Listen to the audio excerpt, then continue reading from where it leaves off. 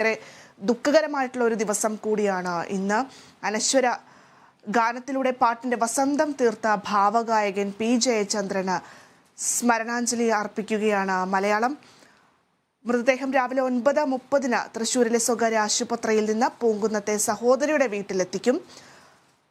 സംഗീത നാടക അക്കാദമിയുടെ റീജിയണൽ തിയേറ്ററിൽ പൊതുദർശനമുണ്ടാകും.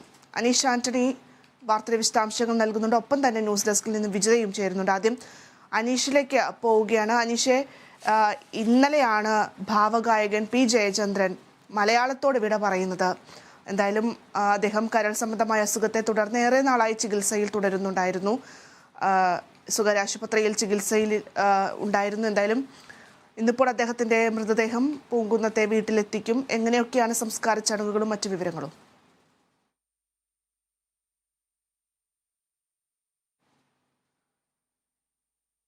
അനീഷിലേക്ക് വരാം. ഇപ്പോൾ വിജിത ചേരുന്നുണ്ട്. വിജിത, എങ്ങനെയൊക്കെയാണ് വിവരങ്ങൾ?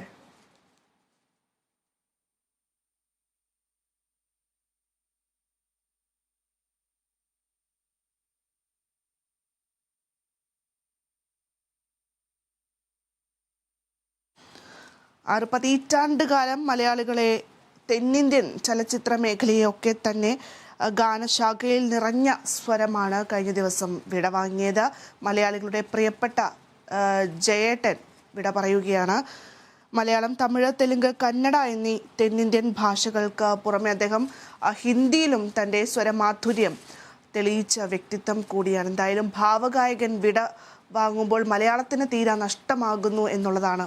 എന്തായാലും അദ്ദേഹം വിട പറയുമ്പോൾ 60 വർഷക്കാലം അദ്ദേഹം ബാക്കി വെച്ച അദ്ദേഹത്തിൻ്റെ സ്വരവും ആ ഒരു പാട്ടുകളുമൊക്കെ തന്നെ ഇനി മലയാളികൾക്ക് ഒരിക്കലും മറക്കാൻ പറ്റില്ല എന്നുള്ളതാണ് ഇതിലെ ഏറ്റവും പ്രധാനപ്പെട്ട കാര്യം. ഇപ്പോൾ വിജിത ചേരുന്നുണ്ട്. വിജിത, എങ്ങനെയൊക്കെയാണ് അദ്ദേഹത്തിൻ്റെ പൊതുദർശന പരിപാടികൾ, അതുപോലെ തന്നെ നാളെയാണ് സംസ്കാരം നടക്കുന്നത്, വിവരങ്ങൾ? ഭദ്ര പറഞ്ഞതുപോലെ തന്നെ മലയാളത്തിന്റെ ഭാവഗായകൻ വിട വാങ്ങിയിരിക്കുകയാണ്. 6 പതിറ്റാണ്ടോളം മലയാളികളുടെ ഹൃദയ സ്വരമായിരുന്ന പി ജയചന്ദ്രൻ മലയാളികൾ അത്രയേറെ ഇഷ്ടപ്പെട്ടിരുന്ന ഒരു ഗായകൻ കൂടിയാണ് എന്നുള്ളത് കൂടി ഓർക്കേണ്ടിയിരിക്കുന്നു. തൃശ്ശൂർ അമല ആശുപത്രിയിൽ ഇന്നലെ രാത്രിയായിരുന്നു അന്ത്യം. അർബുദബാധിതനായിട്ട് ഏറെ നാളായിട്ട് ചികിത്സയിലായിരുന്നു അദ്ദേഹം. വൈകിട്ട് വീട്ടിൽ കുഴഞ്ഞു വീണതിനെ തുടർന്ന് ആശുപത്രിയിൽ എത്തിക്കുകയായിരുന്നു. മലയാള ചലച്ചിത്ര ഗാനശാഖയിലെ എക്കാലത്തെയും മികച്ച ഗാനങ്ങളിൽ പലതും പാടിയിട്ടുള്ള ജയചന്ദ്രൻ്റെ ആലാപനത്തിൽ പ്രണയവും വിരഹവും ഭക്തിയും ഒക്കെ നിന്നിരുന്ന, അല്ലെങ്കിൽ അത്രയും എല്ലാ മേഖലകളിലും തൻ്റേതായിട്ടുള്ള പാട്ടിൻ്റെ എല്ലാ ഭാവങ്ങളും തന്നിലൂടെ മലയാളികളിൽ എത്തിച്ചിട്ടുള്ള ഒരു ഗായകൻ കൂടിയാണ് ജയചന്ദ്രൻ എന്ന് നമുക്ക് പറയാം. മികച്ച ഗാനങ്ങളിൽ പലതും, ഒരുപാട് ഗാനങ്ങൾ മലയാളികൾക്ക് ഏറ്റവും ഇഷ്ടപ്പെടുന്ന താരാട്ടുപാട്ടുകളാണെങ്കിലും പ്രണയഗാനങ്ങളാണെങ്കിലും വിരഹഗാനങ്ങളാണെങ്കിലും ഒക്കെ മലയാളികളെ അത്രയേറെ ഇഷ്ടപ്പെടുന്ന, നെഞ്ചിലേറ്റിയ ഒരു ഗായകൻ കൂടിയാണ് അദ്ദേഹം.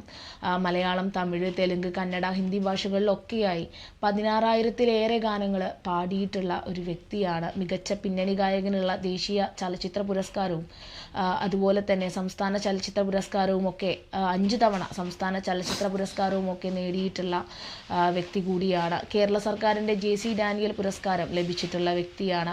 തമിഴ്നാട് സർക്കാരിൻ്റെ കലൈമാമണി ബഹുമതിയും 4 വട്ടം തമിഴ്നാട് സംസ്ഥാന പുരസ്കാരവും ഒക്കെ ലഭിച്ചിട്ടുള്ള ഒരു ഗായകൻ കൂടിയാണ് അദ്ദേഹം. ഒരിക്കലും ഒരു ഗായകനിൽ മാത്രം ഒതുങ്ങുന്ന ഒരു ജീവിതമല്ല ജയചന്ദ്രൻ ഉണ്ടായിരുന്നത്. കുട്ടിക്കാലത്ത് ചെണ്ടയും മൃദംഗവും ഒക്കെ പഠിച്ചിട്ടുള്ള സംഗീതപ്രേമി കൂടിയാണ്. അത്രയും നല്ലൊരു സംഗീതപ്രേമിക്കാണല്ലോ ഇത്രയും നല്ലൊരു ഗായകനായി മാറാൻ കഴിഞ്ഞിട്ടുള്ളത് എന്നുള്ളത് കൂടിയാണ്.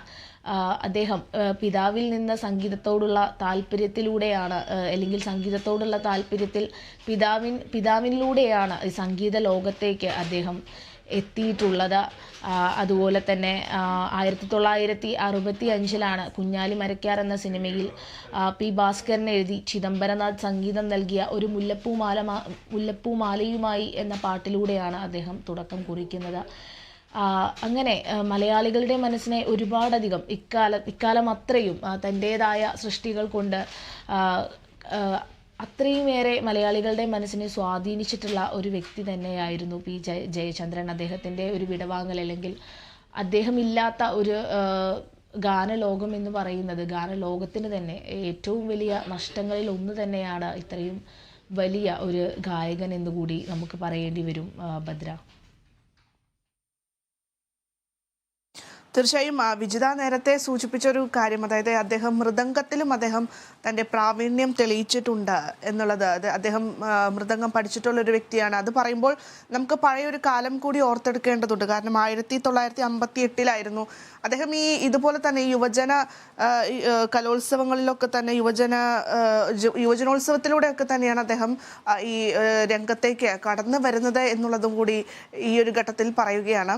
ഞാൻ നേരത്തെ പറഞ്ഞതുപോലെ 1985 സംസ്ഥാന യുവജനമേളയിൽ യേശുദാസ് മികച്ച ക്ലാസിക്കൽ ഗായകനുള്ള പുരസ്കാരം നേടിയപ്പോൾ ആ വേദിയിൽ തന്നെ മികച്ച മൃദംഗ വിദ്വാനുള്ള അവാർഡ് നേടിയത് പി ജയചന്ദ്രൻ ആയിരുന്നു എന്നൊരു കാര്യം കൂടി ഓർമ്മിപ്പിക്കുകയാണ്. അതായത് അദ്ദേഹം പാട്ടിലൂടെ മാത്രമല്ല മൃദംഗത്തിലൂടെയും മലയാളികളെ ഒരു കാലത്ത് വിസ്മയിപ്പിച്ചിട്ടുണ്ട് എന്നുള്ളതാണ് വിജിത ഈ ഘട്ടത്തിൽ ഓർമ്മിപ്പിക്കുന്നത്. അതേ ഭദ്ര, പറഞ്ഞതുപോലെ തന്നെ 8ാം ക്ലാസ്സിൽ പഠിക്കുന്ന സമയത്ത് സ്കൂൾ സാഹിത്യ സമാജത്തിൽ പാട്ടുപാടിയിട്ടാണ് അദ്ദേഹം പാട്ടുപാടി. അതിനുശേഷം അധ്യാപകനായിട്ടുള്ള അദ്ദേഹത്തിൻ്റെ അധ്യാപകൻ തന്നെ അദ്ദേഹത്തെ വിളിച്ച് അനുമോദിക്കുന്ന കാര്യമൊക്കെ പറഞ്ഞിട്ടുണ്ട്. അപ്പോൾ അത്രയും ആ ഒരു ചെറുപ്രായത്തിൽ തന്നെ സംഗീതത്തോടുള്ള തൻ്റെ ഇഷ്ടം പ്രകടിപ്പിച്ചിട്ടുള്ള ഒരു വ്യക്തി കൂടിയാണ് പി ജയചന്ദ്രൻ. നേരത്തെ പറഞ്ഞതുപോലെ തന്നെ മലയാളികൾക്ക് പാട്ടിനോടുള്ള അല്ലെങ്കിൽ ഭാവത്തോടെ അത്രയും ഇഷ്ടത്തോടെ മലയാളികൾ പാട്ടിനെ അത്രയും ഇഷ്ടത്തോടെ കാണുന്ന ആളുകളാണ്. ആ ഒരു പാട്ടിന് അല്ലെങ്കിൽ സംഗീതത്തിന് ഗാനത്തിനൊക്കെ ഭാവം നൽകിയിട്ടുള്ള, അതുകൊണ്ടാണല്ലോ ഭാവഗായകൻ എന്ന് നമ്മളെല്ലാവരും അദ്ദേഹത്തെ വിളിക്കുന്നതും. അത്രയും വലിയ ഒരു വ്യക്തികളിൽ അല്ലെങ്കിൽ ഗാനലോകത്തെ ഏറ്റവും പ്രധാനപ്പെട്ട വ്യക്തികളിൽ ഒരാൾ കൂടിയാണ് ഇന്ന് വിട വാങ്ങിയിരിക്കുന്നത് എന്ന് വളരെയധികം വിഷമകരമായിട്ടുള്ള ഒരു കാര്യം തന്നെയാണ് എന്നുകൂടി പറയേണ്ടി വരും ഭദ്ര.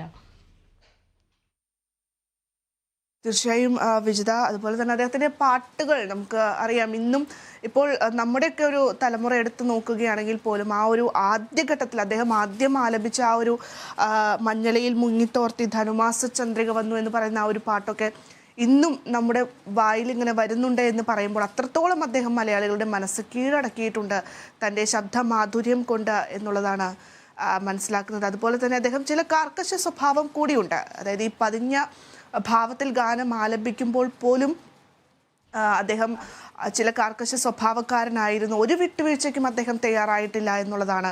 അതായത് പാട്ടുകാരനാകണമെന്ന് വിചാരിച്ച് പല ആളുകളും പല അഡ്ജസ്റ്റ്മെൻറ്റുകൾക്കും അതുപോലെ തന്നെ പല ആരെങ്കിലും എന്തെങ്കിലും പറയുമ്പോഴൊക്കെ തന്നെ മിണ്ടാതിരിക്കുന്ന സ്വഭാവമൊക്കെ ചില ആളുകളിൽ നമ്മൾ കാണാറുണ്ട്. പക്ഷേ ഈ പി ജയചന്ദ്രനെ സംബന്ധിച്ചിടത്തോളം, മലയാളികളുടെ ജയേട്ടനെ സംബന്ധിച്ചിടത്തോളം അദ്ദേഹം ഒരിക്കലും തൻ്റെ നിലപാടുകളിൽ നിന്ന് വ്യതിചലിക്കാത്തൊരു മനുഷ്യനായിരുന്നു. ഒരു വിട്ടുവീഴ്ചയ്ക്കും തയ്യാറല്ല. തൻ്റെ നിലപാട് ഉറച്ചു തന്നെ നിൽക്കുന്ന ഒരു വ്യക്തിത്വമായിരുന്നു. ആ ഒരു കാര്യത്തിൽ കൂടി മലയാളികൾക്ക് ഒരു സ്വകാര്യ അഹങ്കാരം കൂടിയായിരുന്നു പി ജയചന്ദ്രൻ എന്നുള്ളത് പറയേണ്ടിയിരിക്കുന്നു വിജിത. വളരെ ശരിയാണ്. നമ്മൾ ദാസേട്ടൻ എന്ന് പറയുമ്പോൾ മലയാളത്തിൻ്റെ എക്കാലത്തെയും പ്രിയപ്പെട്ട ഗായകനാണ് ദാസേട്ടൻ. അതുപോലെ തന്നെ ഭാവഗായകൻ എന്നുള്ള ഒരു ലേബലിലൂടെ അല്ലെങ്കിൽ ഭാവഗായകൻ എന്ന് പറയുമ്പോൾ അത് പി ജയചന്ദ്രൻ മാത്രമാണ് എന്നുള്ളത് കൂടി ഓർമ്മിക്കേണ്ടിയിരിക്കുന്നു. അത്രത്തോളം ഓരോരുത്തരെയും വ്യക്തിപരമായിട്ട് അദ്ദേഹത്തിൻ്റെ ജീവിതത്തിലാണെങ്കിലും ഒരുപാട് നിലപാടുകൾ ഉറച്ചു നിന്ന ഒരു വ്യക്തി കൂടിയാണ്. അതുപോലെ പാട്ടിൻ്റെ ലോകത്തേക്ക് വരുമ്പോഴും എല്ലാ തരത്തിലുള്ള ഗാനങ്ങൾ കൊണ്ടും ഇപ്പോൾ ഓലഞ്ഞാലിക്കുരുവിയിലൂടെയൊക്കെ അദ്ദേഹം നടത്തിയ 70 വയസ്സിലും തൻ്റേതായിട്ടുള്ള ആ ഒരു ഗാനം അല്ലെങ്കിൽ തൻ്റേതായിട്ടുള്ള ആ ഒരു ശബ്ദത്തിനൊരു മാറ്റവുമില്ല. തനിക്ക് ആ ഒരു ശബ്ദം കൊണ്ട് പിന്നെയും മലയാളികളെ അല്ലെങ്കിൽ എല്ലാവരെയും, മലയാളികളെ നമുക്ക് പറയാൻ പറ്റില്ല, പാട്ടിനെ ഇഷ്ടപ്പെടുന്ന ആസ്വദിക്കുന്ന എല്ലാവരെയും അത്ഭുതപ്പെടുത്തിയിട്ടുള്ള ഒരു വ്യക്തിയാണ്. അല്ലെങ്കിൽ അത്രയും അത്ഭുതപ്പെടുത്തിയ ഒരു ഗായകൻ കൂടിയാണ് ജയചന്ദ്രൻ. ഭദ്ര.